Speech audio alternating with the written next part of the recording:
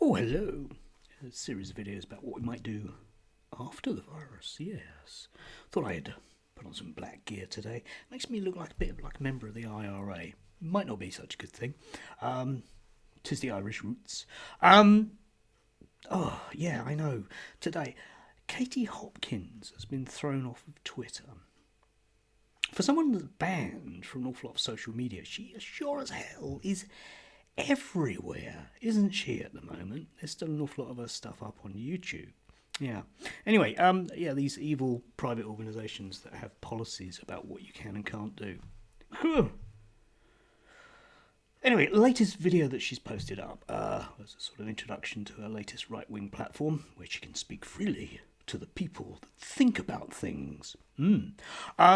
Is a series of 3 questions, and I'm going to use the word struck again because I do, don't I? I was struck by the fact that either she was being willfully ignorant or she really just doesn't know. I'm going to presume the former, but I'll answer her 3 questions. They're about the Black Lives Matter issues that have been happening recently. The first one, I'm going to quote this with a need to quote verbatim. Why do Black Lives matter more when a white person's involved? Well, you see, Katie, one of the things about racism is it sort of needs to involve someone from a different race. Otherwise, it's not really racism, is it? Yeah?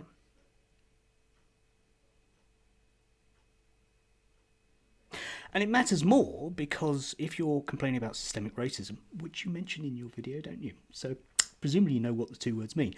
Then it will be about systemic racism within a system, in particular the police. I think you've figured that out for yourself. But of course, it's not a right-wing talking point, is it? Let's talk about black-on-black violence. We need to talk about black-on-black violence. Do we?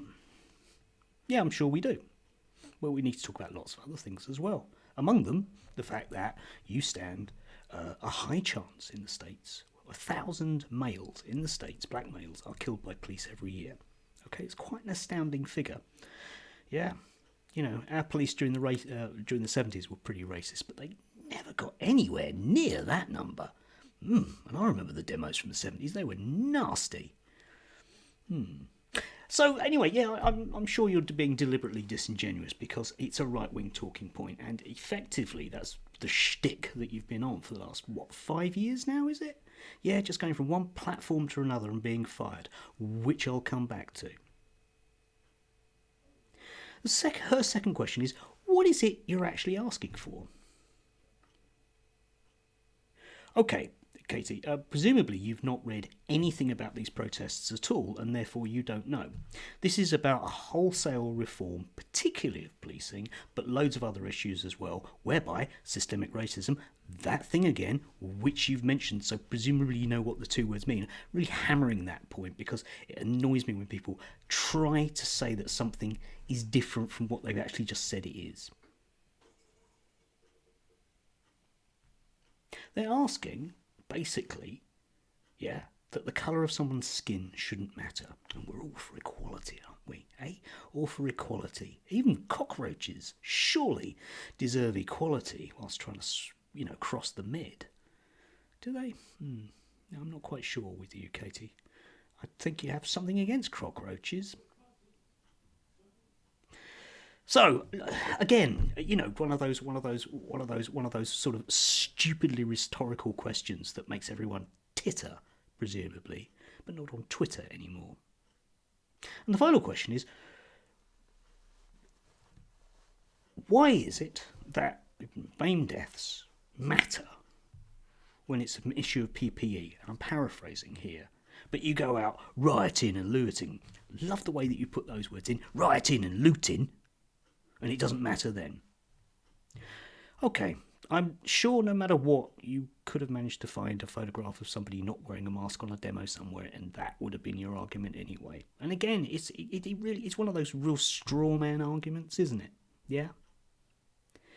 It does matter, okay? Especially in the UK, which we've seen. The government appears to have suppressed a report about BAME deaths. And it's just not an issue, which might be to do with systemic racism. But I have a question for Katie, and it's basically this. Is there anything that you've tried to do in the last 5 years that's actually managed to work? Yeah? You know, fired from LBC, fired from the Daily Mail, taken to court numerous occasions, basically gone bankrupt, filed for insolvency. Sorry, whatever. Need to get the right words, don't we? Because words are important. Is there anything you managed to touch in the last 5 years that actually has worked out for you? Yeah?